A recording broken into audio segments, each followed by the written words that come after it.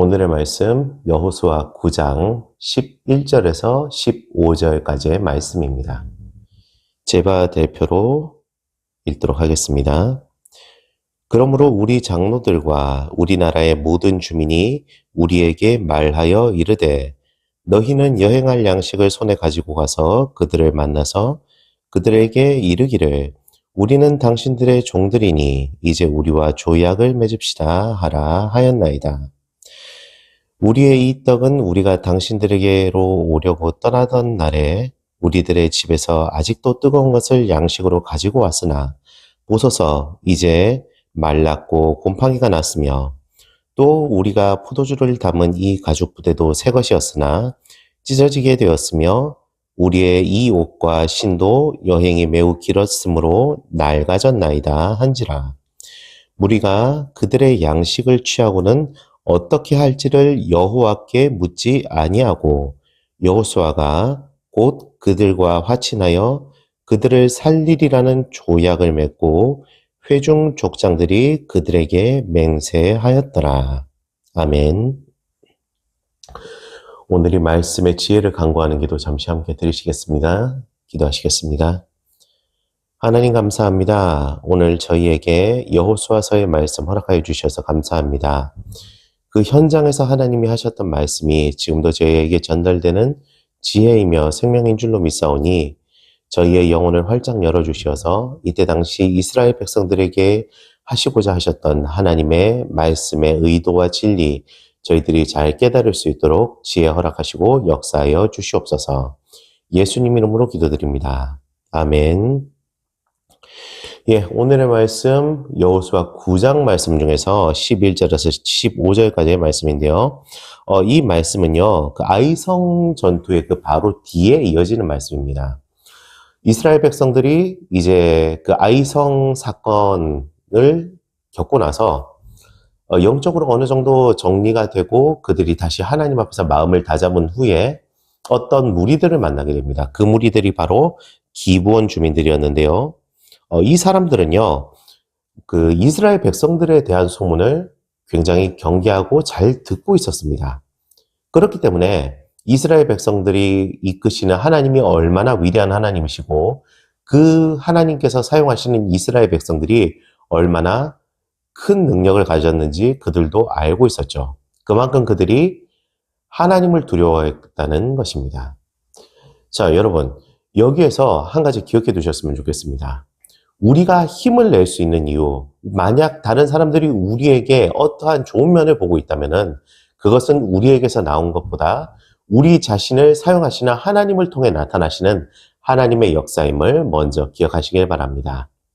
그 하나님이 우리를 사용하셔야만 우리에게 하나님께서 흘러 넘치게 주시는 복이 계속해서 나오게 됩니다. 하나님께로부터 우리에게로 그리고 다른 사람들에게로 전달되는 이 메시지는요, 다른 그 어느 것이 아닌 그 사람들의 소속을 세상의 소속에서 하나님의 소속으로 바꿀 수 있는 가능성을 제시한다는 것이죠. 오늘 이 과정도 그렇습니다. 원래 이 모세에서 여호수아에서 이어지는 이 가나안 점령의 과정은요, 모세의 그 점령과는 조금 다른 양상을 띠고 있는데, 모세는 다른 백성의 성에 들어가기 전에 그들과 이제 합의를 보고 가려는 것이 있었습니다. 만약 그렇게 해서 그것이 통하지 않게 되면은 그것들을 점령하고 나아가는 수단이시죠. 근데 여호수아에 대해 있어서는요, 그것이 전혀 없습니다. 무조건 하나님의 명령대로 그것들을 다 쓸어버리고 토벌하고 완전히 진멸시키죠. 이런 차이가 나는 이유는 하나님께서 그 땅을 완전한 하나님의 백성의 땅으로 만들어서 그 자리에서 그들이 철저하게 하나님의 손으로 양육이 되어지는, 하나님의 뜻대로 양육이 되어지는 신앙의 근원지이자 신앙의 하나님 사람으로서의 그 모습을 되찾게 하려고 하고 싶었던 것입니다. 다시 말하자면 이 가나안 땅을 완전히 깨끗하게 만들어서 하나님의 백성으로부터 시작해서 이제 하나님의 백성, 처음 하나님과의 그 첫사람의 모습을 되찾은 하나님의 백성들의 모습을 세계로 퍼뜨리려고 하신 것이죠. 근데 오늘 이 부분에서 거기에서 오류가 하나 나게 됩니다. 하나님의 백성의 하나님의 백성이라던 이 이스라엘 백성들이 한 가지 실수를 저지르게 되어버린 것이죠. 원래는 그 자리에 있는 가나안에 사는 모든 백성들은 다 죽이고 진멸해야 했습니다. 그렇지만 이 기브온 백성들은요, 하나님에 대한 소문을 굉장히 유심히 듣고 있었고, 그보다도 더 하나님에 대해서 두려워하고 있었으며, 그리고 그 하나님께서 사용하시는 이스라엘 백성들을 두려워하고 있었습니다. 그렇기 때문에 그들은 이런 11절에서 15절까지 나오는 11절에서 15절까지 나오는 생존 전략을 짜게 되는 거죠. 우리가 이 가나안 땅과는 전혀 상관이 없는 이방에서 왔다고 말이죠. 굉장히 약은 전술이기도 하지만은 그만큼 그들이 하나님을 두려워했다는 증거도 됩니다. 어떻게 보면은 그래도 하나님께서 다시 또 말씀을 하시면 이들에 대해서 분명히 진멸을 시킬 수도 있었을 건데 그렇게 하지 않아요. 왜냐하면 이것이 여호수아에게서 나오는 여호수아와 장로들이 맹세한 것이기도 했지만은 그 자리에서 하나님 아버지께서 다시 그들을 어떻게 하라는 말씀이 없으셨기 때문이죠. 분명히 이 뒤에 있어서 하나님께 어떻게 해라는 문의를 했을 거예요. 그런데 여기서 여호수아가 정말 크게 실수한 것 중 하나는요. 14절에 있는 말씀인데요. 무리가 그들의 양식을 취하고, 다시 말해 기브온 주민들의 양식을 취하고는 어떻게 할지를 여호와께 묻지 아니하였다고 얘기가 나옵니다. 정말 한 민족의, 그리고 역사의 갈림길에 있을 수도 있는 상황인데 그 중요한 상황을 놓고 하나님께 토의한 것이 아니라 이스라엘 백성들이 자기의 소견에 좋은 대로 따라버린 것이죠. 철저하게 하나님의 뜻에 따르는 것이 아닌 자기의 소견대로 나아가버리는, 그때 모세가 한번 무리바에서의 그 실수를 저질렀던 것처럼 여호수아도 동일한 실수를 저지르게 되는 것입니다. 하나님의 뜻에 순종하지 않아 버린 것이죠. 그 대가가 이 기브온 백성들을 살려버리게 된 것입니다. 하지만요, 여기에서 또 다른 면으로서 보면은요, 이 기브온 백성들만이라도 살리시려나 하나님의 어떠한 뜻이 보이기도 합니다.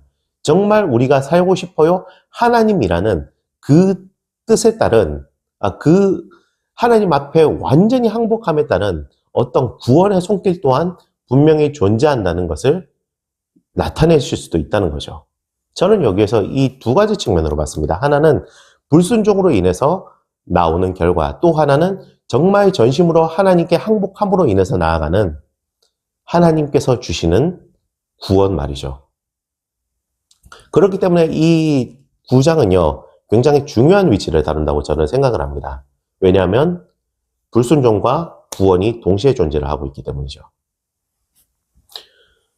하나님께서는요, 이방 민족들을 통해서도 굉장히 안타까운 마음을 가지고 계시고 그들도 사랑하시는 하나님이십니다. 저는 어떻게 보면은 이 과정도 하나님께서 이 기브온 백성만이라도 살리시기 위한 어떤 전략으로서 이렇게 하신 것이 아닌가라는 생각을 잠깐 해보기도 합니다. 물론 여기서 정말 제일 중요한 것은 하나님의 뜻에 따르는 것이지만 말이죠. 그렇게 우리가 두 가지만 기억했으면 좋겠습니다. 한 가지, 첫 번째, 하나님의 뜻에 철저히 순종하는 것. 중요한 것은 하나님 앞에 철저히 기도하고 하나님의 뜻으로 나아가는 것. 두 번째는 하나님 앞에 완전히 항복하는 것. 우리에게 있어서의 하나님이 어떤 위치를 차지하고 있습니까? 혹시 우리도 어떤 하나님을 도구로 삼고 내 뜻대로 하려고 하는 그런 이상한 의지를 가지고 있지 않나요? 내 뜻대로 할게요. 하나님은 나 도와주시기만 하세요. 라고 말이죠. 순서가 거꾸로이심을 기억하시길 바랍니다. 하나님 이것이 있어요. 하나님 저에게 이런 것이 있는데 어떻게 하면 좋을까요? 부터가 우리가 먼저 기도드려야 할 기도입니다. 모든 것은요, 하나님의 섭리 안에 이루어져 나갑니다. 하나님의 섭리는 우리를 사랑하시는 하나님의 그 뜻 안에 있음을 기억하시길 바랍니다. 이스라엘 백성들이 40년 광야를 살았으면서도 신발이 하나도 헤어지지 않았고 옷이 하나도 헤어지지 않았음을 기억하십시오. 하나님께서 그들을 사랑하시고 이끄시고 계셨기 때문입니다.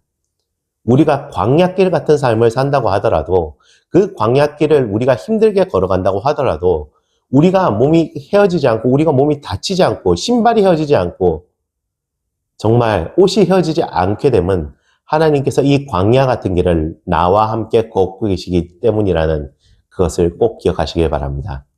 그리고 그 과정 중에서 우리에게 항상 귀 기울이시는 하나님을 기억하시면서 정말 중요한 것을 하나님 앞에 먼저 기도로서 나아감으로 그 자리를 하나님과의 예배 시간, 대화의 시간으로 일구어 나가시길 소원합니다. 하나님은요, 우리를 향해서 늘 귀를 기울이고 계십니다. 우리에게 관심 많으시고요. 이스라엘 백성들을 일거수일투족에도 민감하게 반응할 정도로 그들에게 관심을 가지시고 그들에게 온 신경을 쏟고 계셨었던 그 하나님이 지금 우리를 사랑하시는 하나님이심을 꼭 기억하시길 바랍니다. 우리에게 마음 주신 하나님이 이스라엘에게 마음 주셨던 그 하나님과 동일하신 하나님이십니다. 생각과 마음과 뜻을 우리가 이제 하나님 앞에 하나로 가지고 나아갔으면 좋겠습니다. 그와 함께 하나만 더 생각했으면 좋겠습니다. 바로 하나님께서 우리의 주인이시라는 것을 말이죠. 그 주인이시고 우리의 아버지 하나님 뜻에 따라서 그분과 함께 나에게 주어진 삶을 참 승리로 살아가는 우리가 될 수 있기를 간절히 소원합니다. 기도하시겠습니다. 거룩하신 하나님 아버지 감사합니다. 오늘 저희에게 생명의 말씀 허락하여 주셔서 감사합니다. 아버지 하나님, 오늘 이 기브온 백성들에 대한 말씀을 보았습니다. 그들이 살아남기 위해서 어떻게 하는지도 보았고 하나님께 정말 모든 것을 맡겨야 함을, 그리고 중요한 것은 하나님과 함께 해야 함을 잊는 것이 얼마나 위험한 것인지도 깨달을 수 있게 하여 주셔서 감사합니다. 하나님 아버지, 우리는 한 치 앞도 모르는 생명입니다. 오로지 하나님만이 우리의 길을 아시는 줄 믿습니다. 그렇기에 간절히 기도하고 또 기도합니다. 하나님 앞에 정말 전심으로 우리 모든 것을 내려놓고 나아가오니 하나님 아버지께서 우리를 인도하여 주시옵고 역사하여 주시옵고 그 복의 길로 인도하여 주시옵소서. 힘든 세상 잘 살아나갈 수 있게 하여 주시옵소서. 감사합니다. 예수님 이름으로 기도드립니다. 아멘.